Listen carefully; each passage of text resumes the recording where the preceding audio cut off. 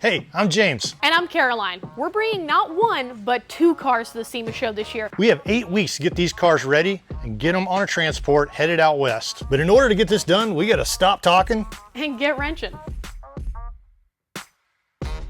Take number 37 and action. The last time you saw us, we wrapped up fitting the 4-point roll bar for the Speedle. Now that we're happy with the overall fitment, it's time for me to weld in the plates the bar attaches to and seal all of the seams with a solid bead of weld. We have been killing it on work. We have the cage all welded, not almost all welded together. We still have to do the harness bar, but we'll do all that on the inside of the car. I have some of the plates welded in for the roll bar, which, I don't know, it's just really exciting. Like, I'm so excited to see this come to life. I've been wanting to do a roll cage in this car for, like, ever. And now the time's finally here, and I am so excited to see how this thing comes together. It's looking really good. And you're probably like, well, why are you doing it like this? Or maybe you're like, great idea. I don't know. This is the first time I've really done a roll cage.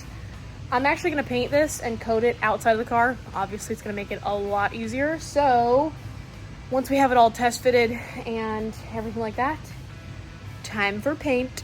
Also, a huge thanks to Alex and his parents for helping me out with this. I really had no direction when it came to how to do this. This was very much a winging it situation.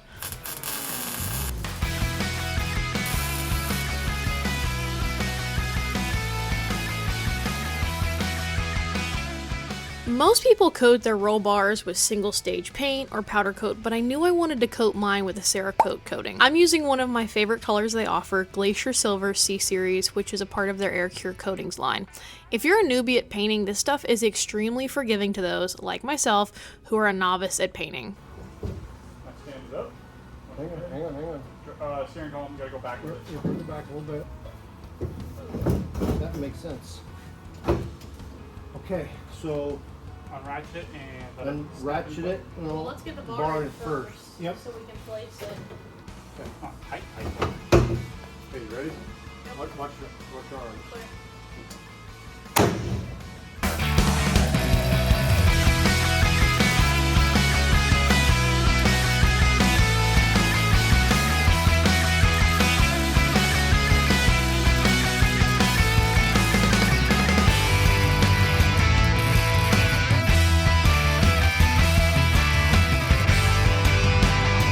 How's it going? Good. I'm excited to have a roll cage. It's like turning out even better than I expected. I had really low expectations for this because I totally anticipated having to do this like a week before. I seriously think that roll bar was worth all of the time and effort it took to get it in, but while we were hard at work at the shop, James was off buying another car. empty trailer. But not for long because I just bought a parts car. Yeah, a parts car for the Skullclops. Okay, I know what you're thinking. Why in the heck are you guys buying another car in the midst of finishing 2 cars? Something we didn't touch much on in the Skullclops video is the fact that it was missing a ton of small Corvette parts that were very necessary to its final assembly. We ran the numbers, and honestly, finding a parts car was definitely the most economical option for making the Skullclops even more roadworthy. And success. With the tractor, which is over there behind us, we were able to get this thing straightened up and put on the trailer. No problems. The people were really awesome. So got this car for $1,000. It's beat all the crap, but it's got tons of good parts that we can use. So let's get it home, get it stripped, and get wrenching on the Skullclops. Thing I want to tell you about Corvettes: if you buy a Corvette and it's in this kind of state or whatever, and you want to get it home, make sure you check and make sure the T-tops are on tight, okay? You need to ask Caroline about that. She'll tell you all about the target top flying off the C4 that she got. And no, I won't. That is still a sore subject to this day, even though I don't even own that car anymore. At this moment, James is at his breaking point. Obviously, what we're doing with building 2 cars, taking them to a huge car show, whilst making them roadworthy for a long trip, is kind of insane. Although we look back at these moments and giggle, you just have to let that frustration out in the moment. This is a huge undertaking, and we do question it quite often. But at the same time, we're here, we're doing it, and we aren't giving up. I tell you, man, it's stressful. It's stressing me out, it's stressing her out. No matter what, the Speedle's gonna be there. I don't know if Skullclops is gonna make it. And sometimes when we're like this, we end up making mistakes. Measuring once and cutting twice, we finally got it. Get a little frustration out also. Went out there and ran around the block and beat on some tools and stuff like that. I think this is going to fit though, the way I want it. Yes, just like so. And, You got a big hole right here. oh, well, I can fix that. This cool little panel right here, and you'll be able to pull it in and out. See? I got to move these braces over so it, this will, if you put something heavy on this, it won't bow, but that should work out really good. Now that we have the roll bar in here, we had to go around the roll bar,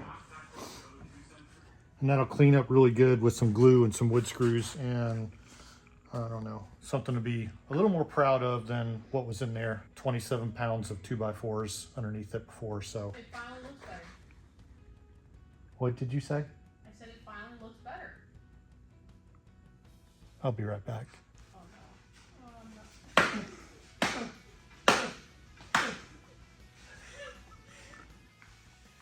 Don't forget the elbow drop. I can't stand the word finally. We finally have it done. The next big part to the puzzle was getting the fuel cell to fit in the frunk of the Speedle. I wanted to do this upgrade since day one, and it only made sense now, plus the added fuel space for the road trip home was definitely going to be a bonus. Just cut a big hole in the Speedle for the fuel cell that we're putting in. It's a 15-gallon fuel cell. It's really, really big. And I cut a big hole in, like, it's kind of like the firewall, I guess is what we call it. It's right next to the steering column. It's kind of sketchy, but I'm building a box to fill that hole and to mount the fuel cell in so that we can have just a bigger capacity for fuel and, you know, get more miles out of each gas stop. I don't know that Caroline's going to be really happy. I couldn't find a rustier piece of metal to make this firewall box out of. I'm going to go down and use the big brake down at Land Speed Automotive. I'm not even sure if they're going to let me put this in their professional brake. Let's just see how that goes. Man, that's nasty. You want me to use your metal brake? No. Oh, I should have known you wanted to use that rusted piece of. What's wrong with this? This is good metal. Yeah, it's good metal. So this was a big project. Getting this fuel cell to fit in the Speedle was quite a task. I had to get in here and cut the firewall out, square off this box, make this box with some hand tools because my buddy's large brake actually broke. Is that weird? My buddy's brake broke. It turned out really, really well. I've done some welding and grinding and got it looking pretty good. It'll look really, really good once it's painted up, and you know, you're not going to be able to tell any of the imperfections. Plus, none of it's going to be seen because the fuel cell is going to be right over the top of it. I'm working on the front parts of the mounts right now for the front of the fuel cell, and I've also got to put little tabs in here where the fuel cell will fit in to it, and then we'll bolt down the front. I've gotten a lot of work done, all the powder coat that needs to be done. The Speedle tins are still kind of in progress, but I'm wrapping up pretty much everything for the Skullclops right now. And might I say, I think I've kind of nailed this whole gloss black thing, or at least to our standards. James just told me though that he is finished with the fabrication on my car next door, which I'm really excited about because it's going to be so nice not having either a leaky fuel tank. I'm going to have an upgraded fuel cell, all new fuel system, and a lot of the stuff in that front end are just kind of tightened up and made a little bit better. I mean, it's not going to be perfect because it was never perfect from the get-go. And we don't have the time to completely redesign that front end, so he worked with what we got. Let's go check it out. Pops! It's coming along. What do you think? This actually looks really, really good. So you took this, you cut the tabs off the back. Yeah, we didn't have room for those inside the Speedle. I mean, it's kind of nice because I don't have to crawl behind it and try to like bolt it in, you know? It just like, so it slides in. So you gotta go up, and slide it all the way back, and then down. Yep. Come on the holes up. Nice. Put the bolts in. Nice. You have 5 more gallons of capacity for fuel. And it fits, and it's way more legit than that stock tank. I'm really glad you talked me into getting a 15 gallon instead of a 10, because like, there was like no point. If we're gonna do the modifications, we might as well. Up it. Well, I'm done with all the mods for the Speedle. You over the fabrication? We're done. Okay. I mean, you can't add any more to the equation here because we're out of time. But I need this out of here, and I gotta go get on the Skullclops and start doing. I gotta paint the engine bag. So we gotta get that done.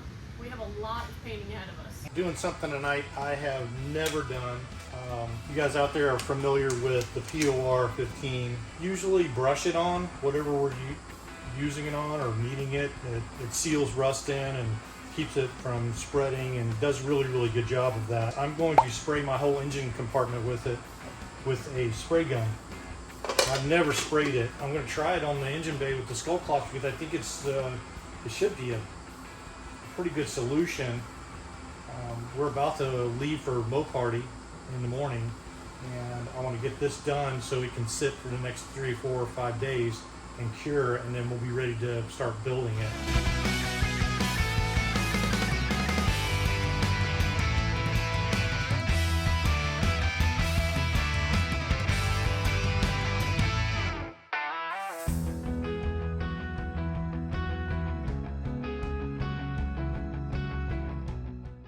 I'm glad that job is done. When we get back from Bowling Green, we can install the engine. Well, now that all the metal work's complete, we gotta get this thing outside. I need to sand down all the fender wells, and then I need to power wash the living crap out of this thing, and then let it dry, and then hopefully, if everything goes well and we don't have any weather, I will actually spray the Rhino liner tonight so that while we're at Mo Party, it has plenty of time to dry so that I can pop the engine back in as soon as we get back.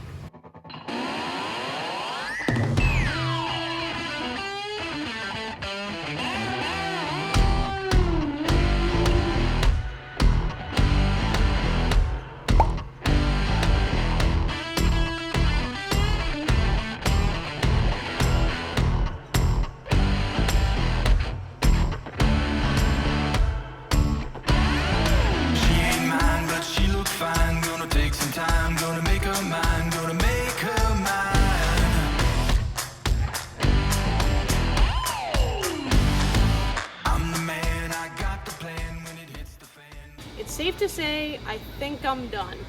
I am drenched in sweat, but from what I can tell, it came out really nice. I do have one more container that I'm going to save in case I need to do another set of touch-ups or whatever. Gave it all one really good coat, and if I really need to, I'll just buy the rattle can to do any touch-ups, which I probably will because I'm sure I missed something, but overall, it came out really nice. I'm going to let this dry for a couple hours, move it inside, and then hopefully the next time you see me, I'm either clear coating the doors or I'm finishing the engine. We'll see.